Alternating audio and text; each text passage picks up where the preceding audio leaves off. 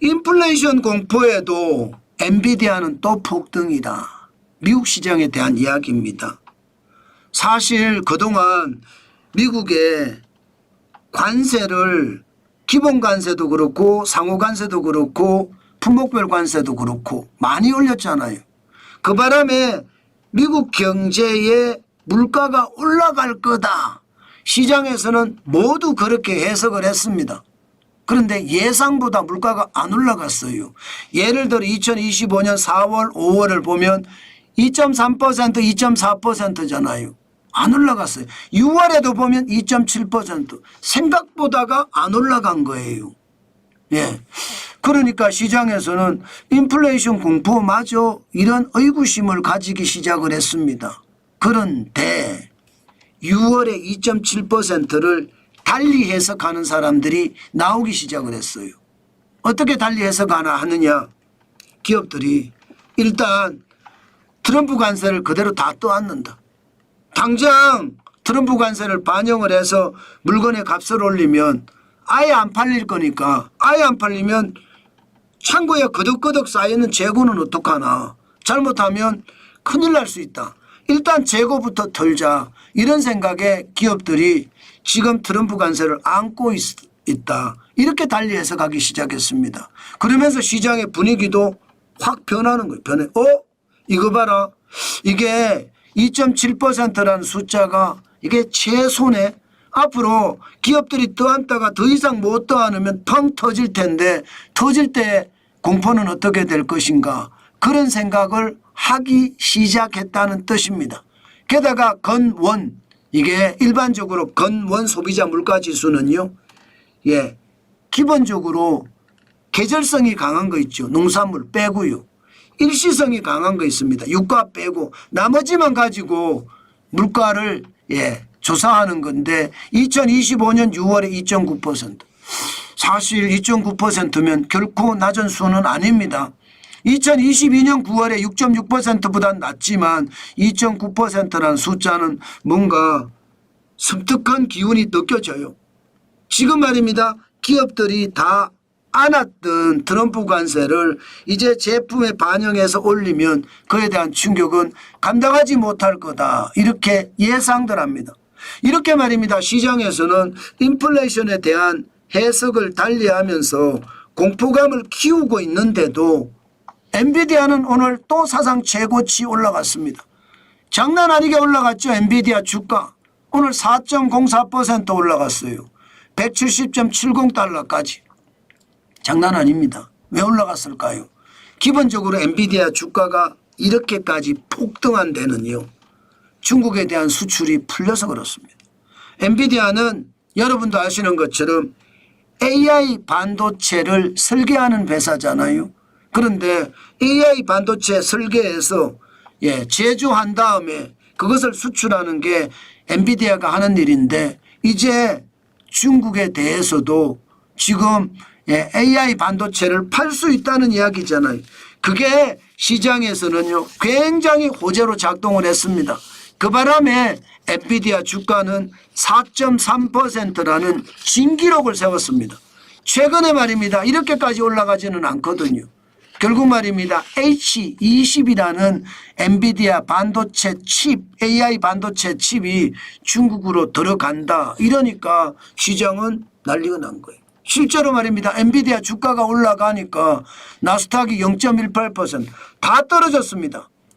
예. 기본적으로 물가에 대한 재해석이 나오면서 주가는 줄줄줄줄 빠졌거든요. 막판에 가서 그죠? 그래서 37.47%.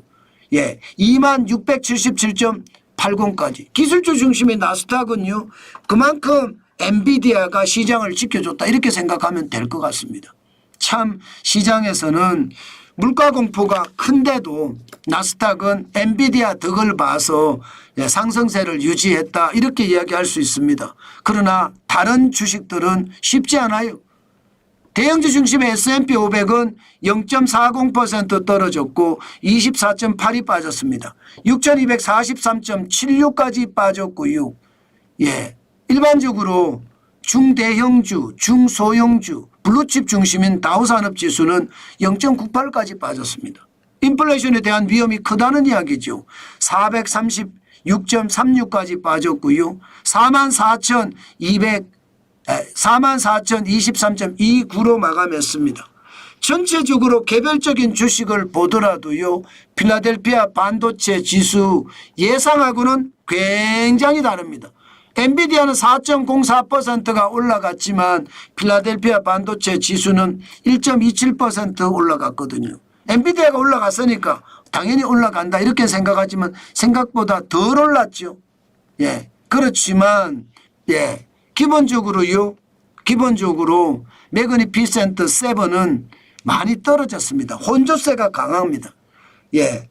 알파벳 주가는 0.16% 올라가서 181.10이 올라갔습니다. 10이. 그러나 시장은 많이 다릅니다. 메타 주가는요 1.46%가 떨어져서 710.39달러까지 떨어졌고요. 그만큼 시장이 다르다는 거죠. 아마존은요 0.29% 올랐습니다. 226.35달러를 기록했습니다. 마이크로소프트는 어떨까요? 마이크로소프트는 0.56% 올라갔습니다. 예, 그래서 505.82달러를 기록하고 있는 거죠. 그러면 애플은 어떨까요? 애플도 살짝 올랐습니다. 예, 0.23% 209.11이 올랐고요. 시장의 분위기는 굉장히 좋았다 이렇게 이야기할 수 있습니다. 테슬라도 예, 시장의 어떤 분위기를 타고 지금 살짝 올랐습니다. 죄송합니다. 떨어졌습니다. 결국 떨어졌습니다. 테슬라는 예, 1.93% 떨어져서 310.78까지 지금 떨어졌습니다. 전체 시장을 보시면 엔비디아가 시장을 먹여 살렸다 이렇게 이야기할 만하죠. 아무래도 시총 1위 기업이니까 약간만 올라도 예, 전체적으로 시장에는 긍정적인 효과를 발휘할 수밖에 없다 이렇게 봅니다. 자, 이렇게 되면 우리 시장은 어떤 방향으로 흐를까요? 우리 시장은요 미국 시장과 비슷한 방향으로 흐를 가능성 굉장히 많습니다. 특히 말입니다. 엔비디아가 중국에까지 이제 칩을 수출하게 되면 아마도 SK 하이닉스 올라갈 거고요. 삼성도 올라갈 겁니다. 그러면 시장 전체적으로는 긍정적인 효과가 되는 거죠. 여기다가 상법 개정안까지 계속 밀어붙인다. 더 센 상법 개정안이 앞으로 시장에 나온다 하니까 우리 시장은 지배구조가 바뀌면서 소액주주의 권한들이 강화되는 모양새잖아요. 그럼 주가가 더 올라갈 수 있는 게 오늘도 현실이 아닐까 싶어요. 물론 시장에서는 혼조세가 되겠지만 말입니다. 기본적으로 여러분 생각을 하실 때 블랙스완에 대한 어떤 위험성은 반드시 봐야 돼요. 예기치 못한 위기는 언제든지 터질 수 있으니까. 또한 벌어진 위기가 더 크게 확장되는 것. 회색 코뿔소가 날뛴다는 이야기도 시장을 계속 보면서 따라가는 게 좋겠다. 그 말씀 여러분들에게 드리겠습니다.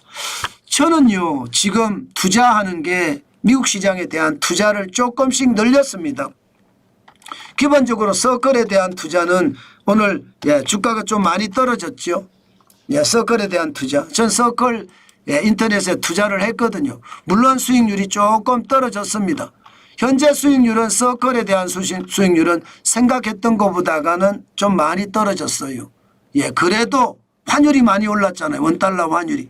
원달러 환율이 많이 오르면서 서클에 대한 수익률은 73.99% 지금 기록하고 있고요. 인텔은 좀 떨어졌습니다. 인텔은 좀 떨어졌습니다. 15%까지 올라갔던 수익률이 13.59% 떨어졌고요. 여기에 최근에 제가 MP 머티리얼즈를 투자했다고 말씀을 드렸죠. MP 머티리얼즈는 주가가 현재 28.65%입니다.